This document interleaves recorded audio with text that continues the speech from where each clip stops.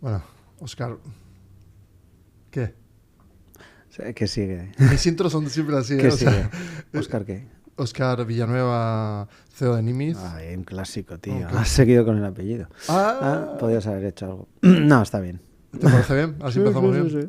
Este no es un espacio ordinario, es un campo de resonancia, donde esas dos mentes inquietas se encuentran y crean un territorio para explorar en conjunto. Estas dos mentes no buscan consensos fáciles ni respuestas predecibles. Por lo tanto, Merge invita a esas mentes que están buscando cuestionarlo absolutamente todo, sobre todo para poner a prueba sus propias ideas y encontrar en estos nuevos ángulos potenciales desarrollos. Este es un punto de encuentro donde el conocimiento evoluciona y espero que todo este ejercicio pueda iluminar esta vastedad increíble y desconocida, esa caja negra. Esto es Merge. Bienvenida y bienvenido.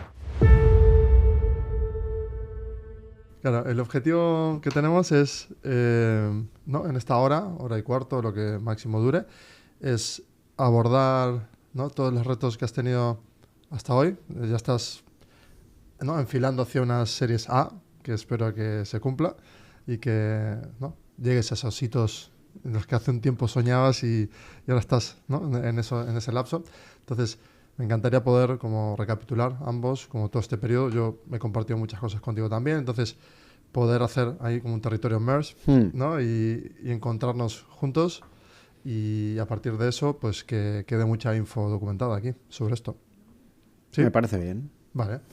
Pues ¿por dónde te gustaría empezar? ¿Cuál es el reto así que has superado en este último año y medio que sea relevante o al menos que pum, aparezca ahora? Bueno, al final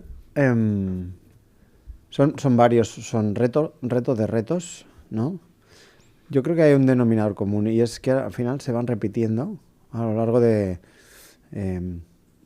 todos los stages de la empresa, de la compañía y voy viendo que se repite O sea, yo me autoengañaba un poco diciendo, bueno, ahora era un reto muy foco en levantar la primera ronda, por ejemplo. No tenías un producto todavía estable o tenías un MVP, no tenías unos clientes tampoco claramente, sino que eran más bien early adopters, te pagaban algo. Y era un bucle, ¿no? Un poco así de, vale, como todavía no tengo una atracción, el producto no está estable, está verde todo, los inversores tampoco entraban, era un poco de bucle. Y pensaba que eso era un reto que una vez solucionado, ¿no? Porque era un círculo vicioso. Cuando ya solucionabas algo de esa ecuación, empezaba a venir lo otro y así fue. Es decir, vale, si el producto iba algo mejor, el early adopter ya igual no te veía como un producto de un MVP y ya pagaba una licencia más grande y por lo tanto ya tenías más tracción y por lo tanto el inversor tenía más confianza y por lo tanto entraban otros inversores o business angels y cerrabas la ronda y eso te permitía mejorar el producto, ¿no? Y empezabas a construir a partir de ahí. Y me doy cuenta que eso se repite en el tiempo. Y pensaba, ostras, pues esto es lo más complicado, porque es un círculo vicioso y en los círculos viciosos pues es muy difícil salir. Y además estás en el punto de tampoco tienes tantos recursos, bla, bla, bla. O sea, lo que llaman la travesía esta de la muerte, ¿no? En la que te puedes morir y es donde el mayor porcentaje, yo creo, de startups muere. Porque es un círculo muy, muy, muy difícil del cual salir, pero sales de ese círculo y entras en otro, y entonces lo que veo es que se acentúan otras partes, ¿no? Quizá en ese instante lo más importante es la inversión, quizá. Claro, lo que más te preocupa al principio es, claro, en este círculo que acabas de definir, que es una espiral, ¿no? Ascendente, que va todo el rato hacia arriba. O sea, puede que es como un tornado y no para nunca. Claro. Me encanta y es genial definido así, ¿no? Una espiral ascendente. Bueno, ascendente en la dirección que sea. No tiene que ser hacia arriba, puede ser hacia la dirección que sea. Pero entonces ahí, claro, tú empiezas con esa vergüenza, vamos a decirlo, de producto inacabado. Comercialmente tienes que defender un producto inacabado que te pagan por una licencia 1 y tú, como emprendedor, que yo es lo que sufro todo el rato es el orgullo o la falta de orgullo de ese producto o de la empresa, ¿no? Porque siempre vienen los marrones. Yo hoy tengo 20.000 marrones, esta semana ha sido para mí horrorosa, con 1.000 marrones. Y digo, vale, ¿qué hace que yo esté emprendiendo hoy y por qué sigo haciendo esto? Que es algo que nos pasa, ¿no? A ambos todo el rato. Entonces, ¿tú crees que en ese punto en el que tienes ese producto no del todo acabado, mientras tienes que lidiar con inversores o socios y a la vez tienes que lidiar con la venta. Ahí, ese sería como el trinomio de cosas que pasan. Sí, sí. Lo que yo creo y lo que veo en esa espiral, ¿no? Que parece un tornado de un círculo vicioso del cual es difícil salir. Y es difícil salir porque ponderamos lo mismo todo. Y es lo que te estaba empezando a decir, igual no es lo correcto. Es decir, para mí lo más importante eran los inversores. Probablemente no, lo que pasa es que ponderas más una parte que otra, porque si no, no puedes salir. Desbalanceas un poco ese tornado perfecto para que se gire un poquito. Sigue siendo un tornado, pero va hacia un lado. Imagínate, me centro en inversores. Vale, pues igual estoy dejando de lado mejoras en el producto y por lo tanto pues menos ventas en ese estadio inicial, pero puedo currarme más, yo que sé, un PowerPoint, una presentación, ir a eventos, mi esfuerzo está ahí y consigo algunos inversores, ¿no? Y de ahí puedo arrancar con lo otro. Es decir, ahora que ya tengo más inversores, puedo pagarle a un developer mejor o a dos más y con eso mejoro el producto y con eso traigo más ventas, ¿no? Pero esa primera feature, ¿cuál es en el orden de prioridad, cuál ha sido lo que tú dices, por esto nos van a pagar? Bueno, ahí hay un proceso primero de product roadmap interno, en donde los fundadores en este caso, porque entiendo que en ese estadio inicial pues estábamos los founders, en este caso uno de los founders tecnológico y otro más de ventas, yo, claro. Y en ese aspecto definimos qué queremos que sea el producto Nimis en el futuro, en función de nuestros inputs del mercado, nuestros insights que nosotros hemos captado con nuestras propias experiencias, nuestras búsquedas, benchmark, oye, ¿hacia dónde va el sector? Y lo más relevante es el feedback de esos propios primeros clientes, en donde juntando todo llegas a una ecuación con dos o tres cosas clave que dices, vale, coincido en que lo que yo he buscado es esto y coincide que me están pidiendo esto. Y cuando ya tengo dos o tres de los early adopters, o 5 o 10, o lo que sea, digo, vale, es esto. Esto es clave. ¿Cuándo fue ese momento de que esto es clave, estamos solucionando algo que realmente van a pagar más? ¿Cuándo es? No lo sé. El momento exacto no lo sé en el timeline de Nimis, no lo sé exactamente. Yo sí sé que arrancamos en el 20, en el 21 ya teníamos un MVP, sobre todo segunda mitad de año, y a partir de ahí... ¿Ya te habían comprado? Sí, teníamos algún cliente pequeño. Bueno, pequeño no, podía ser grande, pero la suma que pagó pues era pequeña porque obviamente era un producto inacabado y lo que queríamos simplemente era hacerle entrar en la rueda de la dinámica de tú me ayudas, yo te cobro poco, pero vamos a desarrollar un producto que a ti te va a cuadrar y que entonces, a mí me va a cuadrar para el resto de clientes. Claro, tú le haces parte con esa proof of concept, sí. Le vas haciendo parte del proceso y del problema, solucionándolo. Sí, en el fondo estás haciendo que gente trabaje un poco para ti, dándote el feedback y el Q&A y el testing. Es como si tú tuvieras un tester inside, pero es un tío, una tía externo, que además es más exigente. Y va a ser muy exigente, claro, exacto, porque es el futuro cliente. Claro, o ya es cliente, pero quiere las cosas de otra manera, claro. y ha confiado en ti para que en el largo plazo le des el producto que realmente quiere.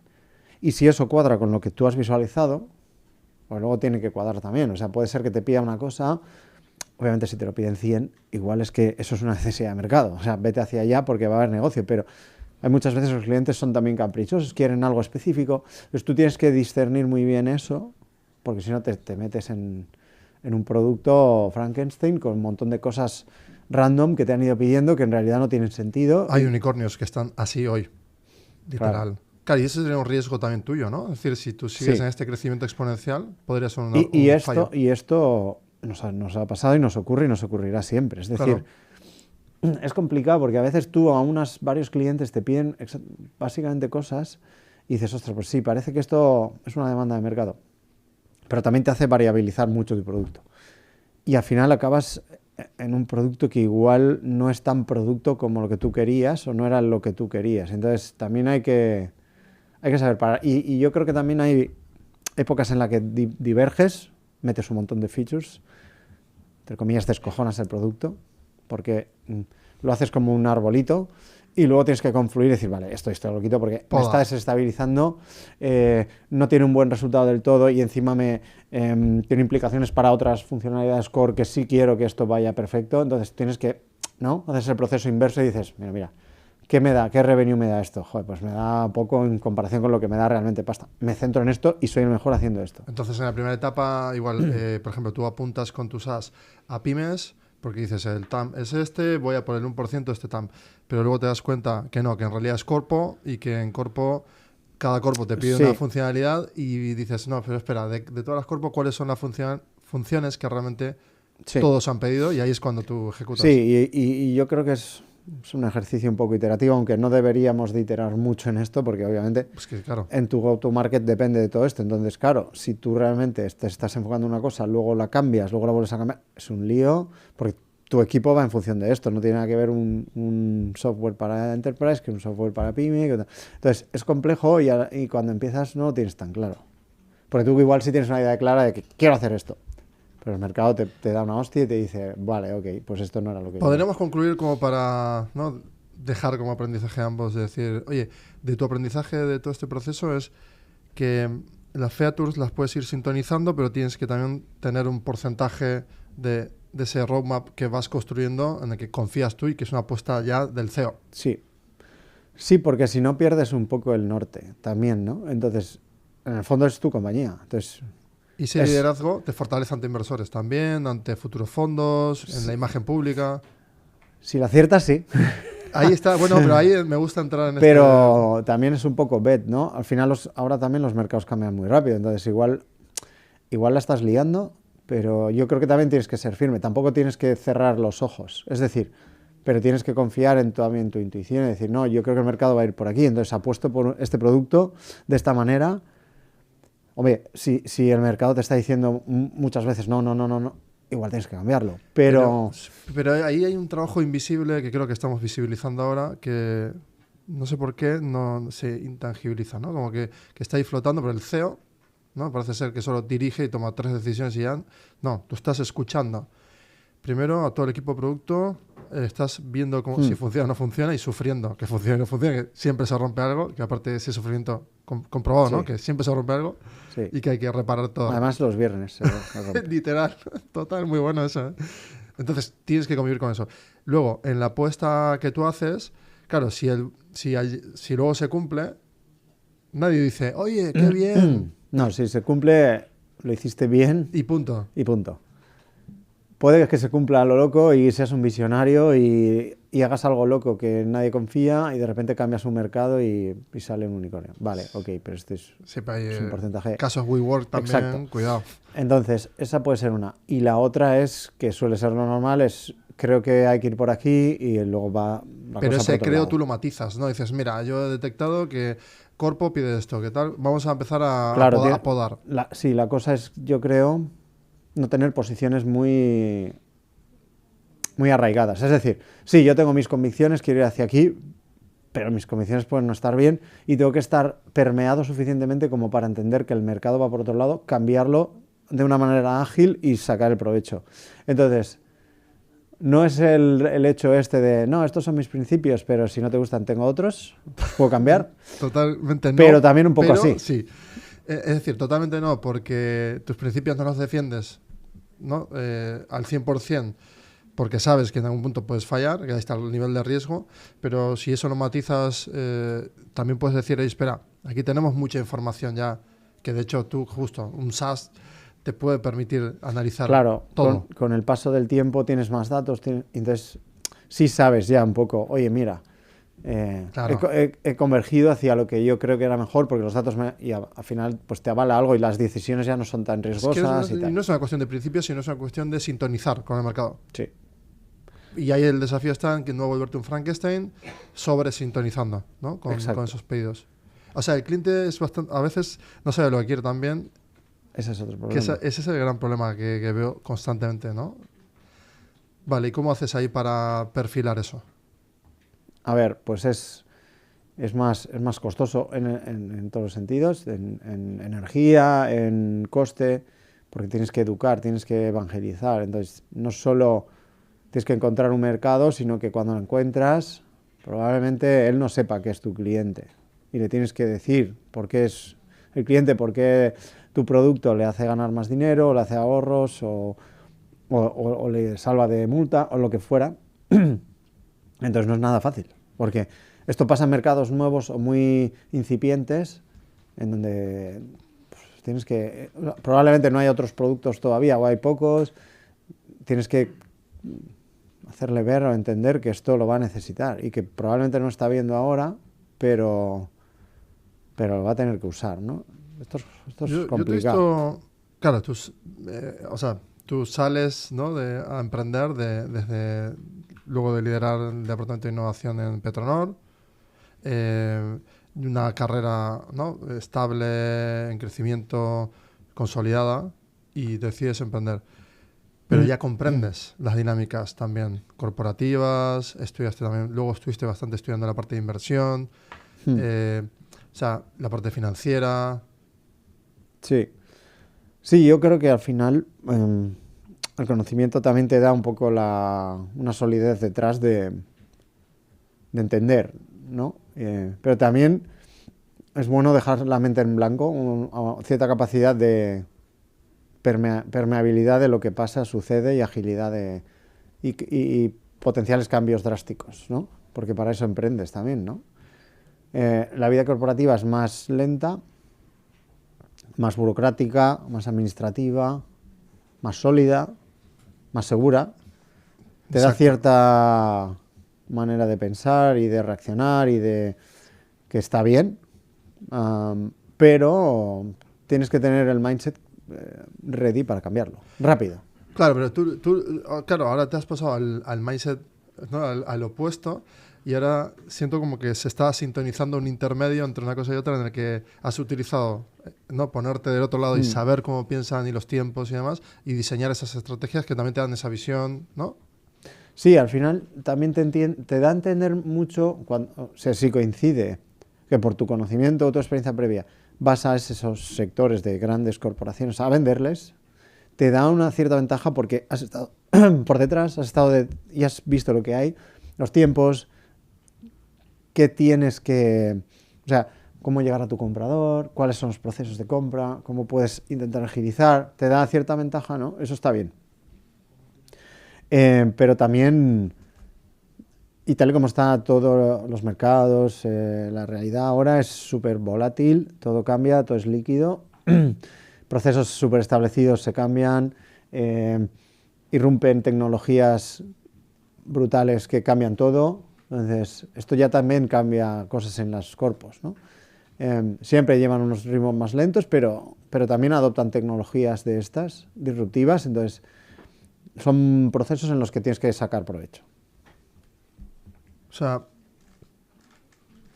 está dándole vueltas, porque, claro, yo te he visto toda la primera etapa, que englobo primera etapa como hasta hoy, como en realidad es pre-seed, seed, y ahora podríamos decir que ya estás en grow, ¿o todavía no? Bueno, no lo sé. Por poner un punto ahora intermedio. Previo a. Entonces ya finalizamos seed. Sí, ¿no? sí. Vale. Te diría, pues sí, pre-A, una serie para mí ya es... ¿Pre-A? ¿Le podemos definir como una etapa pre-A ahora? Sí, una etapa de escalabilidad, de escalar. Por eso. Entonces, antes de entrar en esa escalabilidad y los retos, claro, por concluir en lo que yo he visto en este proceso, ¿no? Es decir, desde mi lado he visto que te has enfocado mucho en ventas. Algo que considero como que lo admiro, que es que todos los días tengas ese trabajo de enfocarte en el scope de vender y hacer 20.000 demos una tras otra. Te he visto desde las 8 a las tantas sin parar, ¿no? Y luego lidiando con la ronda, cerrándola, no cerrándola, que bueno, eso es para hablar en otro momento, pero, y creo que aparte porque es clasificado, pero sí que es cierto que al menos 3 procesos en paralelo sí iban corriendo todo el rato. Era el ownership de yo vendo y esto sale porque yo vendo. Siguientes de el producto, por favor, el producto mejorar, por favor, no puede pasar esto, no puede, venga, y no pico y pala en reparar eso. Y luego inversores y con todo lo que llevó eso, que también es ¿no? Como serían como 3 canales. Sí. Sí, yo creo que, a ver, no quiero decir que el CEO deba de hacerlo, pero en parte yo creo que debe de hacerlo. Quiero decir, sobre todo al principio, ¿no? En donde no tienes un equipo, en donde tu experiencia en la creación desde cero te da una ventaja a la hora de vender. O sea, tú conoces más que nadie, tú y en este caso, co-founder CTO, Sí, sabe sí. todas las tripas, pero tú has estado en el momento inicial. Tú sabes por qué se ha hecho una cosa o no otra, tú sabes cómo funciona, Incluso lo que falla. incluso lo que falla. Entonces esto te da una ventaja brutal. O sea, cualquier persona que añadas al equipo, aunque sea muy al principio, nunca vas a saber tanto. Entonces tú tienes una ventaja para vender, luego si te gusta o se te da bien, que yo creo que es algo que va conmigo, o sea, me gusta el trabajo de vender. Y finalmente porque creo que tienes que saber el proceso para poder mejorarlo y establecer luego ya un proceso, unas operaciones, para que otros hagan eso. Entonces, si tú no lo haces antes, es probable que te dejes cosas que nunca entiendas, por qué pasan, es probable que nunca veas por qué, por ejemplo, tienes que hacer un free trial o no, o tiene que ser una proof of concept y que paguen. Claro, O porque sea, ahí ese hay tipo de muchos detalles. matices. Si haces un free Muchísimos, trial, significa muchísimos. que puedas infravalorar el producto y que el mercado no perciba el valor. Hay muchas cosas O ahí, sea, de muchos matices. muchos detalles en esa venta enterprise, sobre todo porque, y pensemos que una venta enterprise es como una especie de lotería. Cuando ya llegas al buyer persona, que probablemente te haya costado, no llegues directamente porque tu network igual no ha llegado, entonces tienes que llegar internamente, con varias reuniones, tal. Cuando ya llegas ahí, es como oro, ¿no? Entonces no puedes cagarla, no puedes hacerlo mal, tienes que cerrar ese cliente. Ya has llegado hasta ahí. En el enterprise es como ya está, estoy aquí, ya estoy en la puerta. Ahora necesito ya el último acto de venderlo, el producto. Entonces, claro, todo ese aprendizaje, si no lo haces tú, es muy difícil que venga alguien que sea un asalariado, aunque sea No lo va a hacer. una especie de perfil muy inicial. Spoiler, no lo va a hacer. Por eso, entonces, tienes que ser tú. El CTO está en el producto, tienes que ser Sí, tú. sí, o sea, lo que queda claro y destila como algo clarísimo es que el CEO tiene que pasar por el proceso. Por todos. Yo creo que sí. Y tiene que liderar producto porque tiene que saber no hacer el código, pero tiene que entender el producto de cabo a rabo y va a tener que estar con los inversores. Es la persona que levanta la ronda. Entonces, esos momentos iniciales es de mucha carga de curro porque el trabajo de sales te lleva mucho, pues lo que tú comentabas. O sea, tienes que estar en ciertas horas porque es cuando pillas a la gente, cuando te citan para reuniones, todavía no tienes la fuerza como para tú, digamos que liderar esos horarios para que te llamen, sino que tú te adaptas al horario del cliente, entonces vas un poco a remolque, entonces eso significa muchas horas de curro. Hay un efecto bola de nieve a nivel comercial, entrando brevemente. Por ejemplo, empiezas con unos contactos de grado, ¿no?, muy, muy cercano. Dices, venga, voy a hablar con la persona esta que me puede contactar con tal ayuntamiento o con tal institución. Y vas creando esa network, o bebe también de todo en la fase anterior profesional tuya. Yo creo que hay que hacer valer todo eso. Todo vale. La generación de leads es muy variopinta. Puedes hacerlo desde inbound, con una historia más desasistida, más invirtiendo en marketing. Puedes hacerlo muy outbound y muy personalizada. Puedes tirar de network. Puedes generar leads con empresas externas. Puedes automatizarlo con un agente. Has dicho 5 campos. Entonces, tirar de network ha sido, ¿en cuánto porcentaje en esos 5? ¿Un 20% o más? Pues, hombre, no es más que el 20% seguro. Bueno, entonces es una quinta parte. Ahí quería llegar, que no es lo más relevante y normalmente todos pensamos que es lo más difícil porque no tenemos los contactos o creemos no tener los contactos y se antoja como algo muy grande el mercado como para no saber cómo abordarlo. Es cierto que sin ser un porcentaje grande, sí que puede ser crucial al inicio. ¿Por qué? Porque al inicio no tienes credibilidad como producto. Entonces, simplemente ese network sólido y potente puede hacer que entres en cosas que no entrarías por tu branding, porque no te conoce nadie, tu producto no no saben que No, existe. conocen a Óscar Villanueva, no Exacto. a Alex, director. O sea, en ese caso sí, tirabas igual. ¿no? sí, simplemente porque te conocen y hay confianza, pueden escucharte y que les cuentes qué hace tu producto y cómo les puede ayudar. Bueno, pero si el emprendedor en este caso no es un Óscar Villanueva que lleva años ¿no? en ese orden, tendrá que buscar otra fracción, ¿no? Apuntar a otra fracción. Igual no es tanto, no sobre sí mismo, sino sobre Exacto. ese primer contacto de la Tienes que buscar la manera de llegar al menos a ese network o focalizarte en las otras vías. Que has dicho otras 4 y muy interesantes, total. Sí. Se puede suplir todo. O sea, esto no es... tiene que pasar por aquí. No. Son herramientas que tú puedes usar. Me encanta esto porque sí que da herramientas ya en la fase 0, da igual si es un SaaS o lo que sea, salir de esa fase de creencia y que el CEO diga, no, espera, igual yo me puedo enfocar en 2 fracciones de todo esto. Y de hecho, creo que es así, y no soy un especialista, pero creo que es un mix de todo, en realidad, para cualquier Oye, ¿por qué ámbito. hacemos estas salvedades de no soy un especialista? ¿Tenemos miedo a que nos critiquen? O sea, en realidad, No, tú eres pero un no. CEO de una startup que está creciendo Eso sí, pero y has no, vivido por todo esto. Pero me gusta no ser especialista. Estoy de acuerdo, pues eso buscamos ser CEOs, ¿no? Pero quiero decir que en este generalismo también tocamos muchísimos. Es cierto que puntos. en ese aspecto pues podemos hablar de muchas cosas hasta una profundidad Hasta de la especialista, profundidad. pero No significa que sea operativa esa especialización. Sí. Lo que hacemos es tener la fuente del dato, no ser el dato. Exacto. Pero... Sí, entonces yo lo que veo es que esto es un mix de cosas, ¿no? Y dependiendo del peso, es más dedicado a B2C o es un B2B super enterprise, el mix va a ser diferente, pero vas a tener que hacer inbound, quizá en menor medida, de otra manera, vas a tener que tirar más de network personalista, porque son grandes C-levels de compañías grandes, entonces ahí el personalismo juega una baza importante. Ahí hay mucho también de llamadas, quizás yo te he visto en otras, más utilizar esa skill blanda, ¿no? De pues hablar con más altura, generar una relación, un vínculo. Que eso ahora me ha cobrado mucha relevancia en mí, es decir, el vínculo que tengo, o sea, el nivel de vínculo que yo tengo con una persona, que sea auténtico, me permite luego que se despliegue venta o no, pero por lo menos me permite también a mí sentirme a gusto vendiendo. No sé si tú haces eso. Sí, a mí me gusta vender. Ahora ya no estoy tanto en eso, pero a mí me gustaba y sobre todo me gustaba el trato con personas, ¿no? Hay de todo, exacto. Hay de todo. Hay personas que tenemos días malos, personas que están a gusto en su trabajo, otras que no, te atienden mejor, peor. Pero el vínculo es lo que hace que al final la venta sea antes y sea mejor. Porque en el fondo siempre son personas que venden a otras personas que compran. Bueno, ahora ya yo creo que he concluido parcialmente hemos destilado cosas interesantes.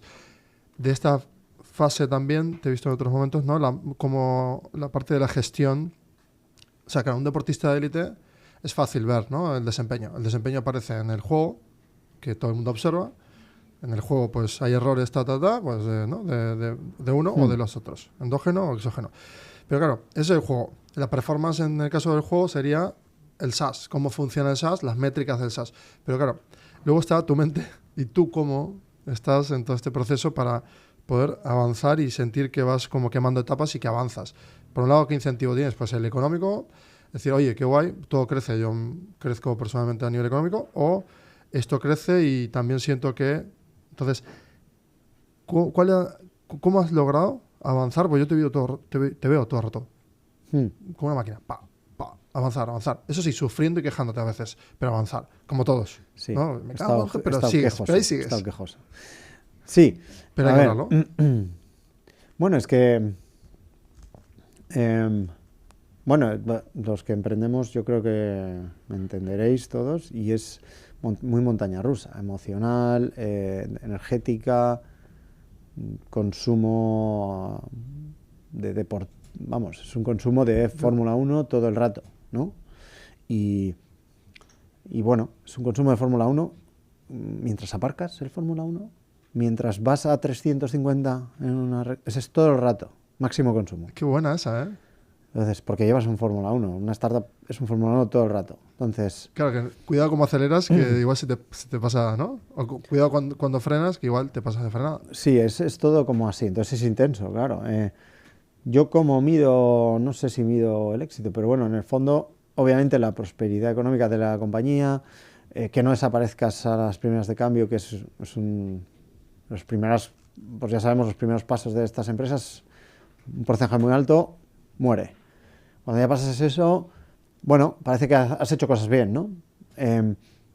Luego hay hitos económicos, obviamente, hay hitos de cerrar rondas, hay hitos personales también, de crecimiento personal, de crecimiento en equipo, de crecimiento en prestigio, de crecimiento en logos de clientes, que a veces no es necesariamente uno ligado al otro. Lo económico parece que va ligado a esto, puede ser que sí, pero hay veces que no es tan lo económico, sino otras cosas, de esos reconocimientos en la industria, de decir, bueno...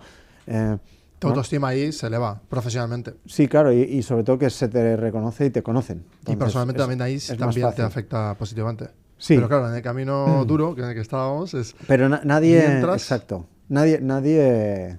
La trastienda no la ve nadie más que el CEO, el equipo de C-Level, incluso a veces pues, tu equipo tampoco conoce las tripas de lo que sucede, ¿no? En tu cocina. En tu cocina a veces estás tú solo como CEO, o a veces estás tú con tus co-founders, ¿no? Pero espera, ahí has tocado, porque claro, fíjate, ahí lo has tocado. Si yo soy parte de un equipo de producto y estoy sufriendo que no me funciona algo en el producto, tengo un equipo con el que apoyarme. En comercial lo mismo, en comunicación, en todos los aspectos. Pero en el board incluso también, porque el board está para eso, para intentar dirimir dilemas, ¿no? Reflexionar y modificar o mejorar estrategias. Pero la dirección, ahí estás solo. O sea... Bueno, sí, a veces yo creo que nos autosentimos solos, pero sí, es un trabajo un tanto solitario. Es que ¿no? El problema global no le puedes explicar a además tú tienes un problema sándwich de eso es. Un board y unos inversores que probablemente te pueden exigir más o menos, pero necesitan resultados.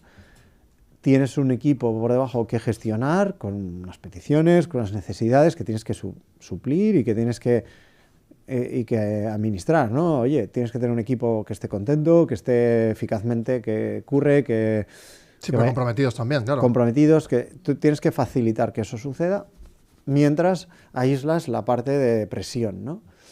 Obviamente trabajamos con resultados. Ya, pero ese Ferrari... vamos a enfocar ahí, la presión. Entonces, un martes a las 8:30 de la mañana estás en un momento en el que dices, no hay más. O sea, ahora mismo no veo claro nada, el producto está roto, 20 quejas, ¿cómo hago? Y el board presionando. Entonces, es decir, ¿dónde está ese ejercicio que has hecho? No tiene que ser un hack, simplemente quiero saber por qué avanzas, incluso en ese estado. Bueno, porque esto no es fácil, ¿eh? No es fácil de responder porque al final yo creo que son trucos de cada uno y cómo enfocas. Y a mí me cuesta, tú me conoces, he tenido épocas de up and down.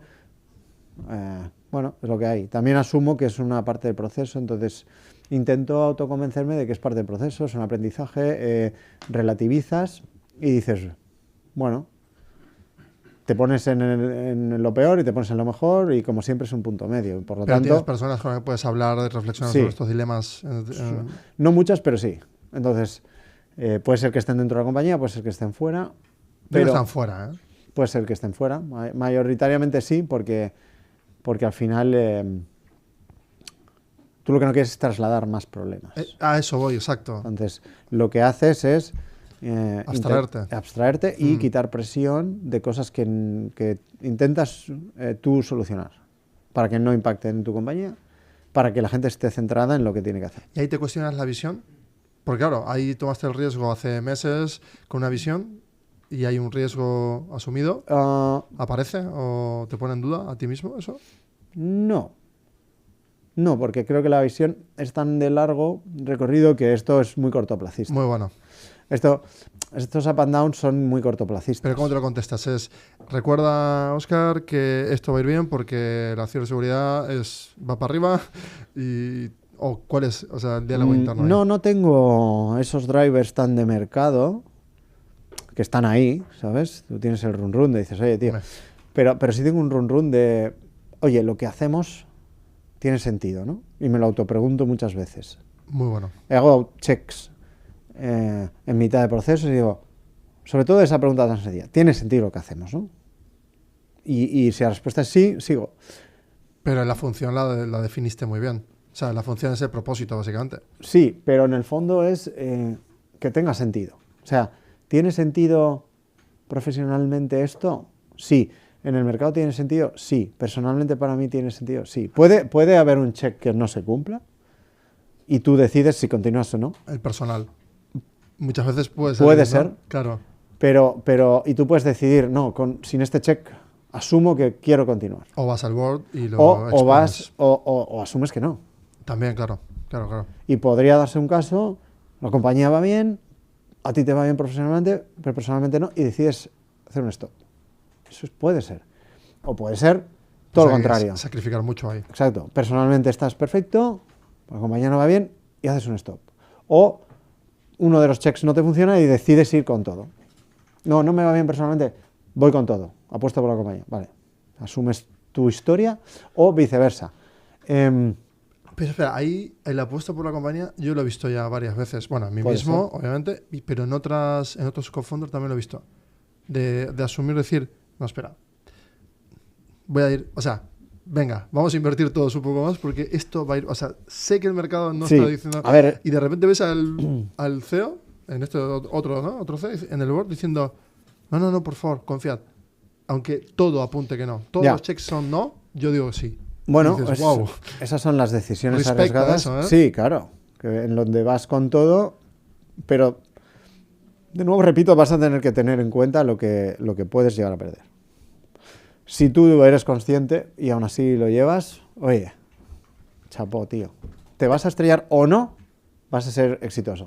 Pero estás siendo muy consecuente y sabes lo que estás haciendo. Lo que no creo que no habría que hacer es tomar decisiones inconscientes sin valorar eso. Es decir, oye, no tengo un check, o no tengo ninguno de los checks y sigo. Intuición. Bueno, pues si no tienes los checks y sigues, te vas a hostiar Solo seguro. Intuición es muy probable que sí, porque es creencia. Si personalmente no estás en el momento para hacerlo, si profesionalmente estás mal y ves que la compañía no funciona, y aún así, ostras, ahí puedes tener una hecatombe fuerte como en todos los niveles. Lo he visto también. Por eso, esto es lo delicado, ¿no? Poner un pie a tierra si crees que esto ya no es lo que tú quieres o tus checks vitales no se cumplen, o asumes riesgo con alguno de los checks que no se cumplen. Sí, incluso los vitales, ¿no? De decir, sacrifico un poco de salud un año más o lo que sea. Sí, yo qué sé. Estoy al borde pero estoy tan cerca de lo que quiero que no quiero quedarme con esto y sé que me puede llevar un problema de salud, de lo que sea, de estado de nervios, pero lo asumo, porque mi finalidad es esa. Bueno, esta es la decisión del founder. Claro, el otro día es lo de la autoestima founder también, ¿no? Que muchas veces no se sabe cómo poner precio a las cosas. Es como, bueno, todo roto está como ese problema siempre, ¿no? De cómo... y que son dos dilemas potentes que luego hacen que una empresa tenga un carácter, ¿no? O un producto valorado, ¿no? El otro día le preguntaban por incentivos. Oye, ¿cómo puede ser que tú cobres 55.000 millones de euros a Elon en concepto de premios, no sé qué? Dice, bueno, porque mis decisiones han hecho que la compañía haga algo excepcional. Entonces, es excepcional la retribución. Si no fuese así, no lo pediría. Ya. Entonces, esa parte de como de lo justo, cuando se defiende, ¿no? Tanto la parte de cuantificar el valor en el board, o sea, decir, ese órgano de decisión tiene un liderazgo claro que es el CEO. El CEO tiene que ser el más premiado, pero normalmente es como al contrario. No sé si es una deformación profesional o por qué. Pues no lo sé. Al final yo creo que también hay que hacerse valer y demostrar. Si tú demuestras... Claro, demostrar en la compañía es que todos los checks están. Si tú demuestras, yo creo que es lícito que tú puedas demandar lo que tú crees que tienes que pedir. Claro, imagínate que tu límite crece como Spotify y en 3 años, por lo que sea, es global. Claro. Sí, pero tiene que ser también algo razonable contigo mismo. Es decir, creo que ahí es un tema muy del founder, además. Sí, estoy de acuerdo ahí. O sea, ahí nadie te puede decir. Si no tú tienes que plantear. Claro, si no lo haces tú, exacto, no lo hace nadie. Y plantearlo razonablemente y razonarlo. Pues que veo todo el rato eso, que nadie se atreve, como que parece ser que como miedo, como una Bueno, especie de limitación. A ver, esto es algo que yo creo que pasa aquí. O sea, en Estados Unidos no pasa. Muy La bueno. remuneración de los CEOs y tal es extraordinaria porque hacen cosas extraordinarias. Claro. Pero igual que aquí. Solo que aquí igual no lo asumimos como cosas extraordinarias. Es extraordinario emprender en sí mismo. Sea Aquí, exitoso claro, o no. Aquí se ve como injusto igual porque, claro, Sí, un bono ¿no? de Se ve como algo de, no, una bueno, persona tal. física que cobre un bono Se ve tan mal que fuerte. te vayas de una gran corporación, se ve mal que emprendas. Empezando por ahí, claro. A ti, Incluso, pues eso, no te voy a decir demonizar el éxito, pero lo normal es que piensen, no, la va a se cagar, cuestiona, la se va a cagar. cuestiona, sí. Sí o no, pero bueno, es una decisión valiente. Asumir todo lo que conlleva emprender es muy jodido. Todos los que emprendemos, pues lo sabemos. Sacrificas mucho, tiene que tener una parte de valor que no es solo la económica, sino la realización como persona, el dar un porqué no a tu existencia, que es mucho más amplia, pero aparte de tu existencia, Pero es parte de tu ocupa esencia. bastante. Es parte de tu esencia. Que tú emprendas no es un hecho aislado en tu vida. Tú eres así. Por eso lo haces. Absolutamente. Y lo haces todo el tiempo. Entonces, en las cosas, en las decisiones, en cómo hablas. Entonces, yo creo que habría que valorar mucho más eso. El carácter emprendedor es súper necesario. Creo que ahí, en la sociedad para en general. para hacer más consciente a cualquier otra persona que lo entienda, de forma de ponerse en el otro lugar con empatía, es un emprendedor se expone en el 24/7 a que está como en formato público, porque ya representa no a sí mismo, sino aquello que lidera.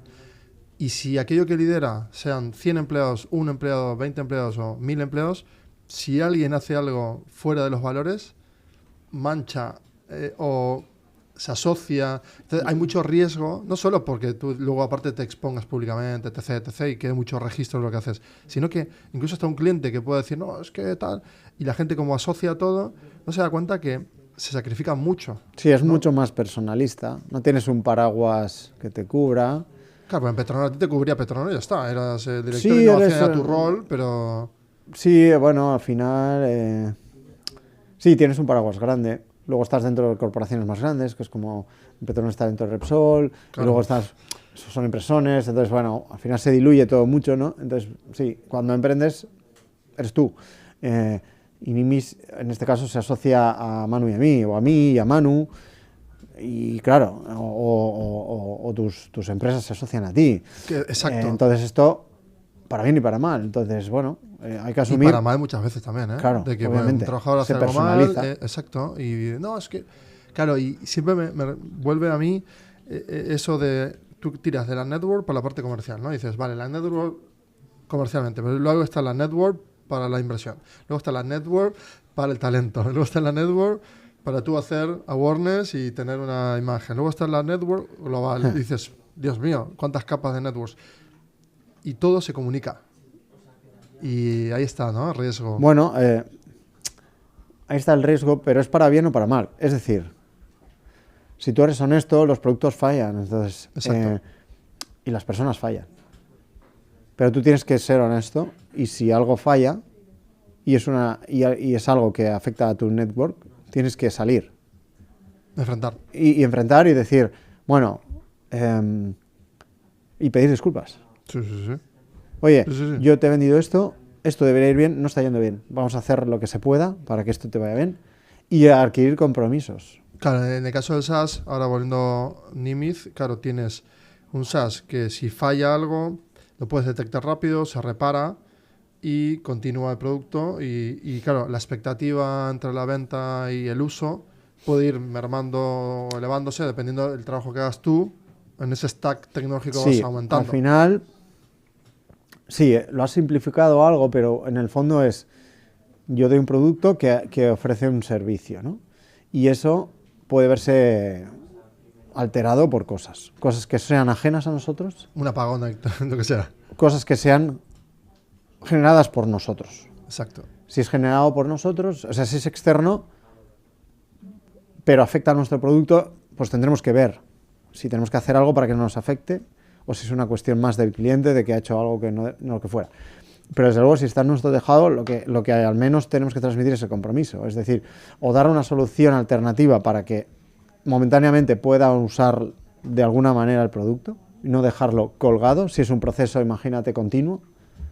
Si es un proceso más discontinuo y puede tener una espera de horas, minutos, días, convenir, oye, podemos tenerlo en 2 días con un equipo internamente, trabajarlo, delivery, punto, pero siempre con el compromiso. Yo creo que el compromiso es lo importante. Sí, en mi caso el sufrimiento founder viene de las que no son escalables, que son pymes, que dan servicios, que hay tantos matices ahí que ahí ya se genera mucho ron. Por eso estoy todo el rato también, ¿no? Como creando oportunidades más de este A ver, en el producto, el producto tiene una cosa buena y mala a la vez, que es más atada a performance. O sea, tú puedes medirlo.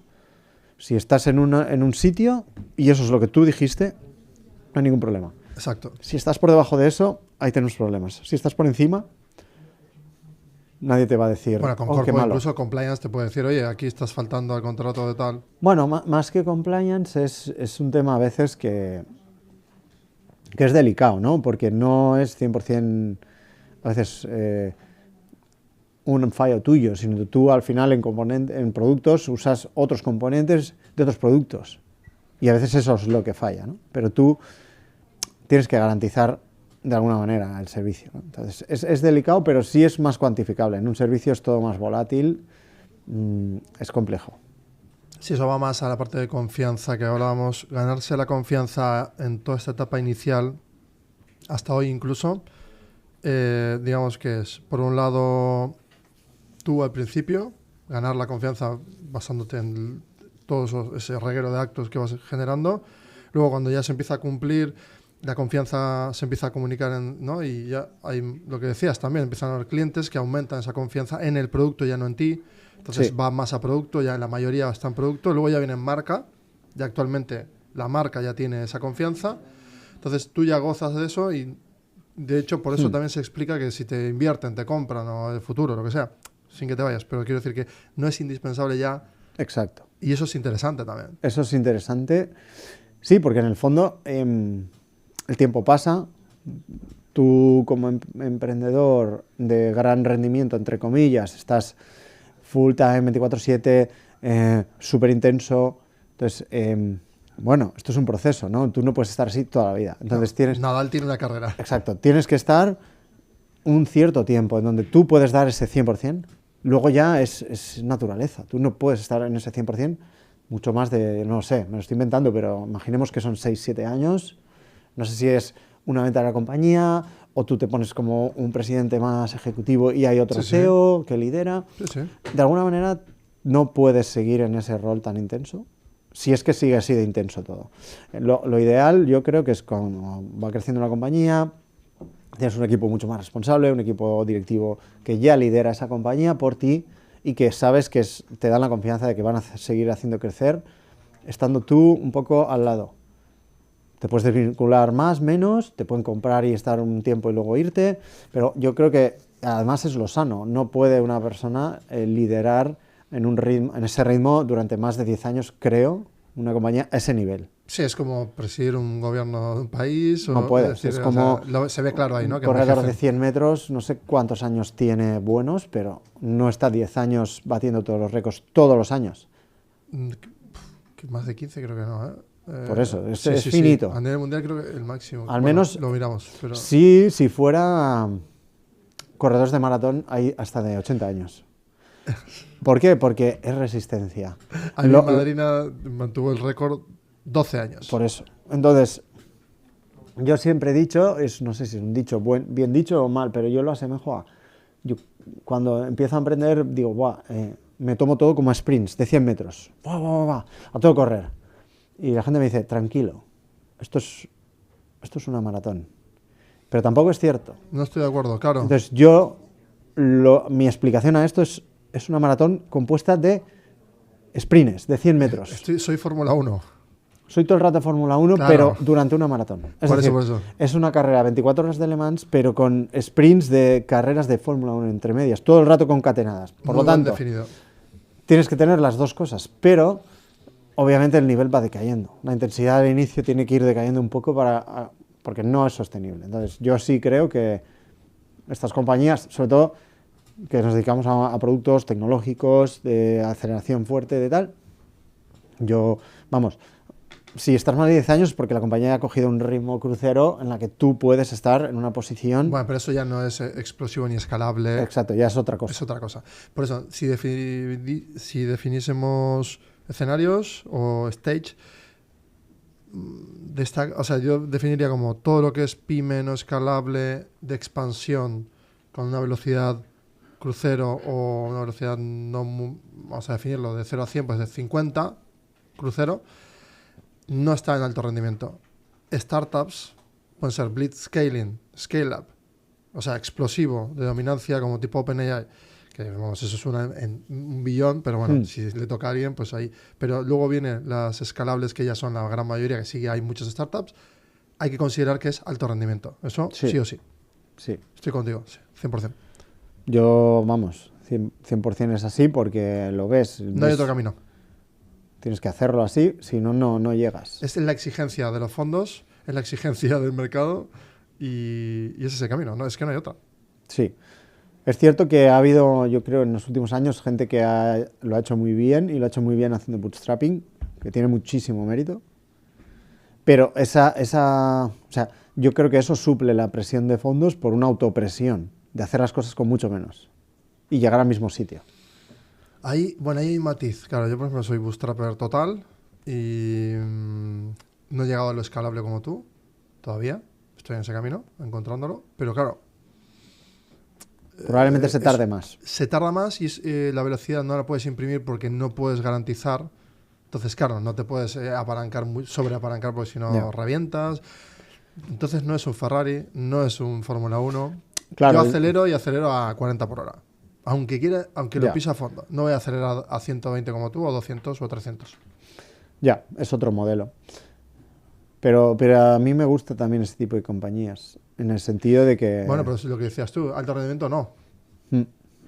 Oye, me ha encantado toda esta definición, ¿eh? O sea, creo que hemos aquí hecho una definición brutal, porque creo que es 100% lo que hemos vivido hasta ahora. Sí. ¿Qué te gustaría en estos últimos 15, 20 minutos ya en desescalada de esta etapa? Me encantaría como que... ¿no? ¿Qué aprendizaje estás extrayendo? Pues es un monto interesante, dulce, bonito, obviamente, con toda esta presión de Fórmula 1, de temblar y que te duela todo por estar conduciendo la Fórmula 1, pero estás en la Fórmula 1, no estás. O sea, tú estás en la Fórmula 1. Entonces, de lo que has dejado atrás, sí que me gustaría extraer aprendizajes. O sea, Pues mira, yo volveré, haré una analogía otra vez con el tornado y la espiral, y volveremos a retomar eso. ¿Por qué? Porque yo creo que es todo el rato, y entonces lo que desestabilizas el tornado para que vaya hacia un lado, para poder...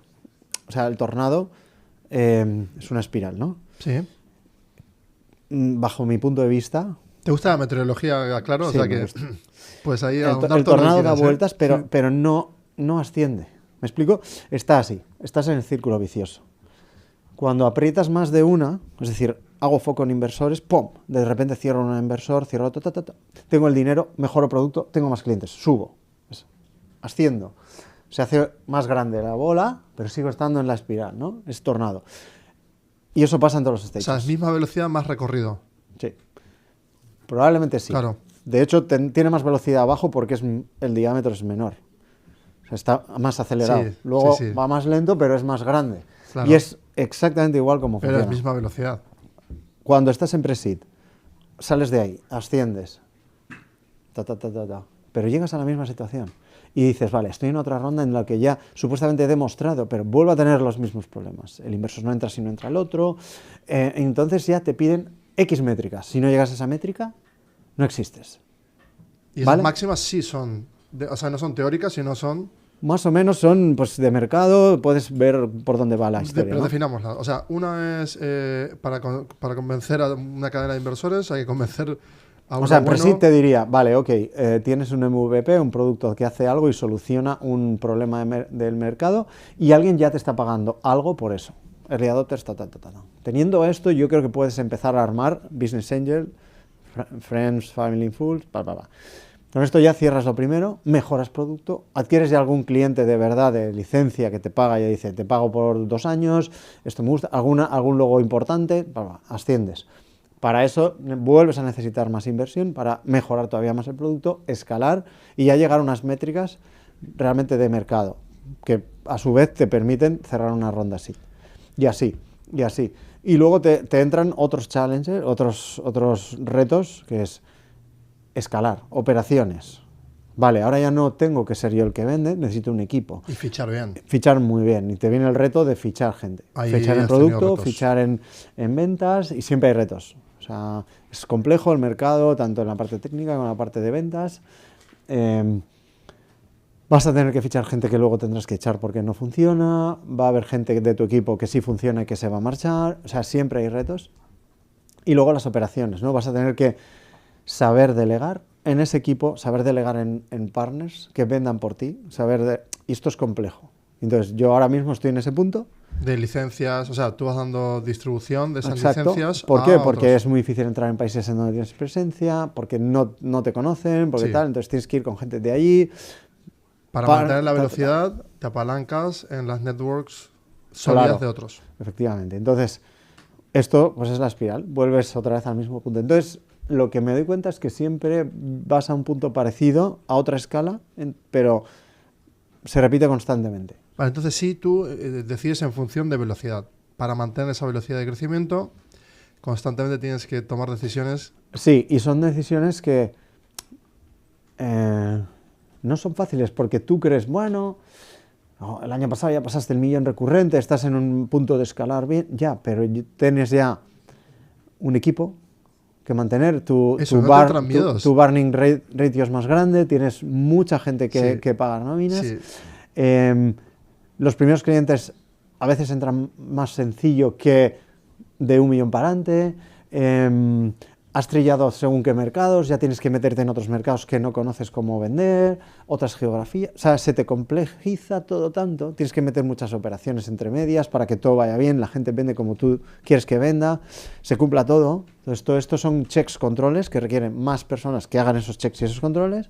Entonces, con lo cual, de nuevo, pues un círculo. Entonces, con lo cual, hay otros retos, pero a otro nivel. Y creo que el reto de llevar la compañía de 1 a 10 millones de ARR es uno de los más complejos. Porque lo hablo a veces con Manu, una cagada cuando estábamos Manu y yo significa que, vale, igual no cobramos Manu y yo. Sí, el burning rate es fin, bajo, pero podemos estar modo mechero. Meses haciendo mechero, él haciendo producto y yo vendiendo. ¿Qué? Espera, que un matiz. Modo mechero se entra muchas veces en las empresas, que eso parece ser que no se sabe, pero deja de cobrar todo el mundo y se mantiene en modo mechero para intentar volver a resintonizar. Entonces, de repente, cuando estás en el cero, ya no bajas del cero, ¿no? Entonces, de lo malo es sencillo y fácil. Muy bueno. Cuando ya no estás en cero, ojo, porque ahí sí que puedes llegar al cero. Y el cero ahí ya es catástrofe total. Pero el cero del cero es lo mismo. Por lo tanto, cuando ya estás en un nivel grande, o sea, grande o mediano, o de 1 millón de ARR, 1,5 millones, lo que sea, escalar arriba es mucho más difícil, porque no puedes bajar de ahí. Es mejor hacer pruebas en el 0-0, porque puedes volver a modo mechero muchas veces. Lo que pasa es que las pruebas no son iguales, porque tu compañía ha cambiado mucho, tu manera de vender, tu producto, pero todo. Por eso, pero tú ya cuando estás en el otro no, ya cuando estás con equipo ya... Entonces a lo que voy, una cagada en ese nivel es mucho peor. Exacto. Una decisión mala, estratégica, de voy a otro mercado, me gasto más en no sé qué, no, porque te deja en peor escenario, ¿no? Por eso yo ahí también defiendo mucho la posición del board, del directorio, la dirección, incluso presidencias, advisors. Se va haciendo más robusto eso, que parece ser que son los no operativos que cobran por estar mirando el aire, pero no.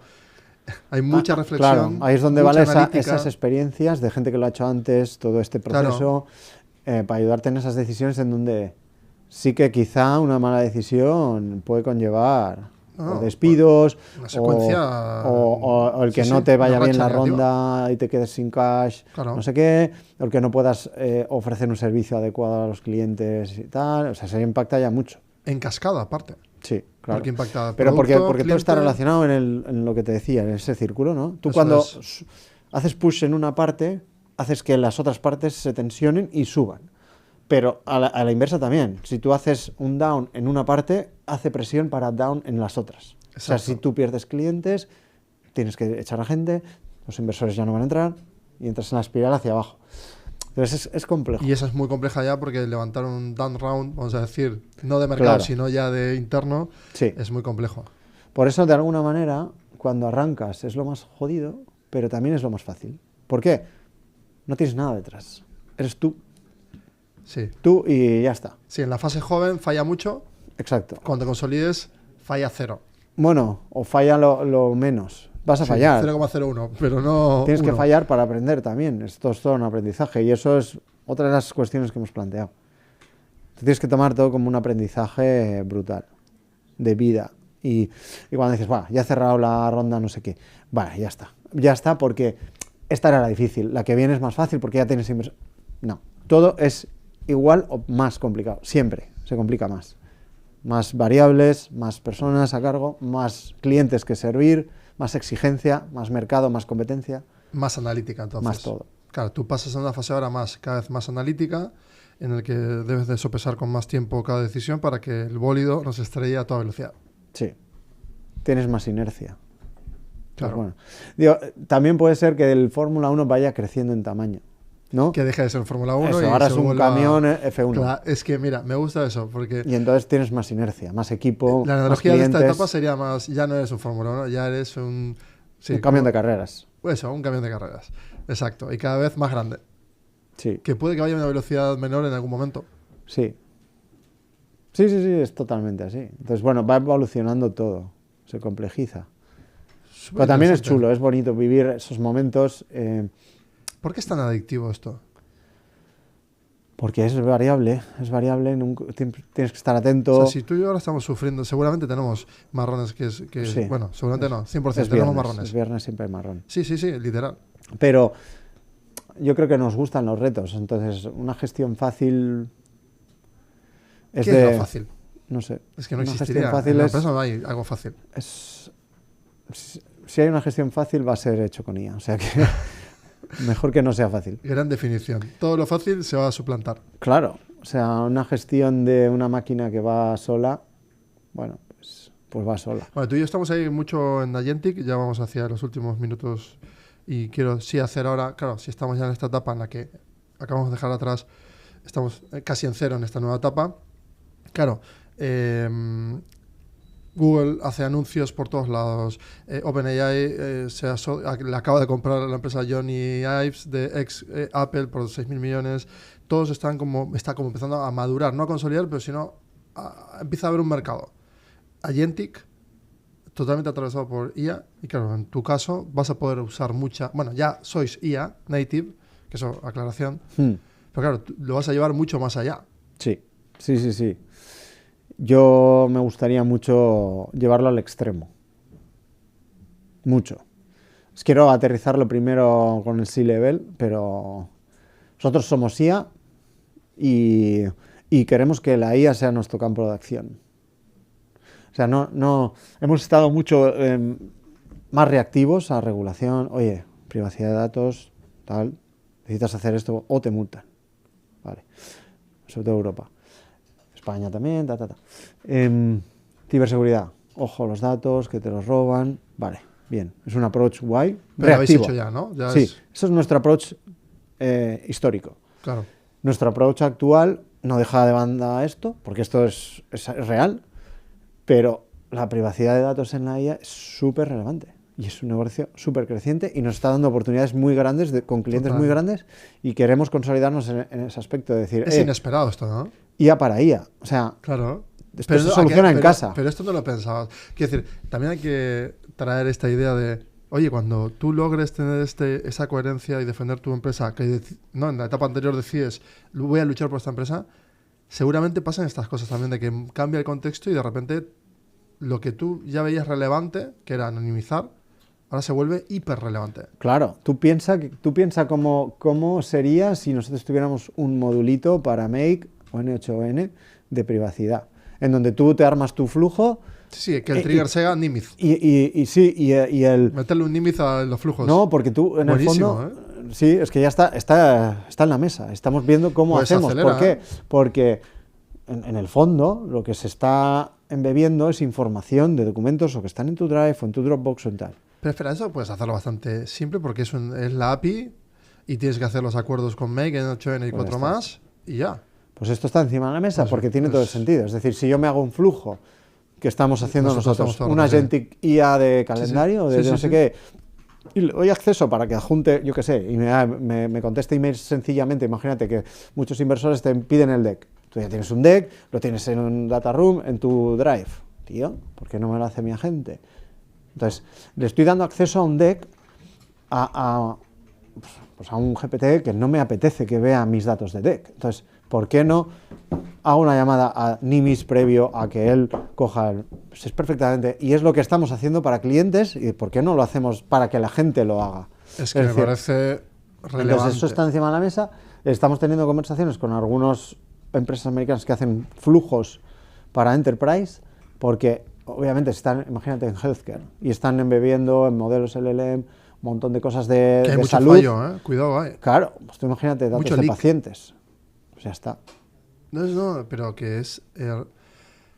me encanta. Nuestro flujo va a ir por ahí, el crecimiento va a venir por ahí. Y puede ser muy exponencial, si lo hacemos bien. Y ahora es el momento. Absolutamente exponencial y ese momento. No es primicia, lo llevamos unos meses viendo, testeando.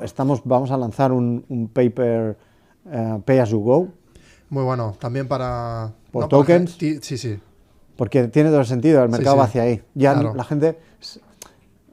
estamos vendiendo licencias anuales, obviamente seguiremos, modelo de suscripción SaaS, pero para esos modelos en donde tú puedes montar tu workflow con Nimis, necesitamos estar... Sí, porque ahí aclarando en el workflow, bueno, al futuro que vamos es trozos agénticos, que son fluidos, y luego core, que son internamente fluidos con IA, pero con una capa de abstracción. Entonces, en eso fluido, que es como todas las APIs que hoy ya existen, que son millones, van a estar constantemente en movimiento. Porque claro, cada workflow es como una huella dactilar, pero si tú metes a Nimis como trigger dentro de tu workflow, puedes asegurar, ¿no? Y claro, si eso cuesta un 0,01 cada operación, al cliente no le sale tanto, pero asegura a sus clientes, porque todos los chavales que ahora hacen workflows, o agencias de workflows, o agencias de IA, de automatizaciones, incluso más, hay mucho más todavía, o startups futuras, tú entras ahí en ese modelo. Sí, entras a proteger los datos. Es brutal. Hostia. Sí. Tienes oro ahí. Eso es lo que queremos hacer. Pues ya. Sí. Qué bueno. Bueno, me acabas de volar la cabeza porque me encanta, porque es un modelo... Claro. Y aparte que cierra el gap que podemos tener en las ventas de Enterprise, que nos llevamos muchos meses para cerrar. Esto es una venta totalmente orgánica. No, y permeas más todavía, claro. Porque tú tienes proyectos con Enterprise grandes, pero luego incluso dentro... Bueno, porque los developers van a conocer la herramienta, van a sugerir en sus empleadores de esas empresas grandes, oye, yo estoy usando esto, aquí hay una cosa, Nimis hace esto, ¿por qué no usamos Nimis a nivel de la licencia grande? Yo qué sé.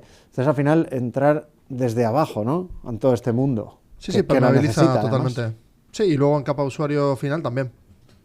Porque los intermediarios que son todos los que crean workflows mediante la tecnología agéntica van a tener siempre triggers que van a llamar a la API.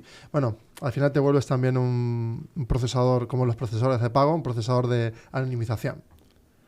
Sí. Que, por cierto, también con los de pago podrían haber triggers en Web3 también, con cripto.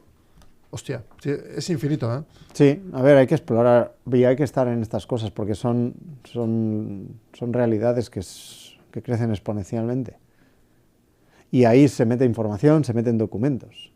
Las compañías trabajaban con bases de datos, eso ya queda un poco arcaico y es más. Bueno, ahora todo está en data lakes enormes con un mogollón de teras de datos mezclados. Yo te digo, mira, nosotros acabamos de tener un problema con nuestro Drive con Google y tal. Nos están recuperando, pero no es del todo perfecto. Microsoft tampoco es del todo perfecto porque ya lo he visto por otro lado. Los apagones nos han dado una clara imagen también de cómo la cosa se puede complicar. Entonces, hacer como copias también y tener como dockerizado y en server on-site también la información. Estoy viendo que tú incluso en ese punto más duro de la infraestructura de toda la arquitectura, ¿no? de una empresa, en el servidor local con un SAI que esté como asegurando que ese servidor, aunque se muera el mundo, está ahí, tendría NIMIS dentro también. Claro. Muy bueno. Sí, sí, sí. Bueno, menuda promoción. Promo. Pero no, es que es bueno, verdad. ha venido así, no estaba planeado. Pero genial, porque considero que todo este proceso, ¿no? En el que hemos abordado hoy información relevante, ¿cómo te sientes primero? Muy bien. ¿Te ha servido? Muy ¿Te ha a gustado? gusto. Sí. A mí también. He aprendido con varias analogías. Me has preparado para mis siguientes retos, que creo que tú los has pasado en otro momento y los estoy como recapitulando y me voy para pensar mucho, la verdad. Pues sí, pues ya me alegro. Y muchas Hay que gracias. pensar. A ti. Bueno, terminemos relajados como empezamos. Sí, durmiendo. Tendremos que disfrutar, ¿no? Un poco. Sí, que viene fin de. Y Sí, seguro que tenemos marrones. Esta razón. Algo se ha roto Eso es. durante este proceso. Bueno, founders, espero que os hayamos aportado valor. ¿Quieres mandar un mensaje así directo a algún founder? No. No, vale. Sí, a todos. Seguimos.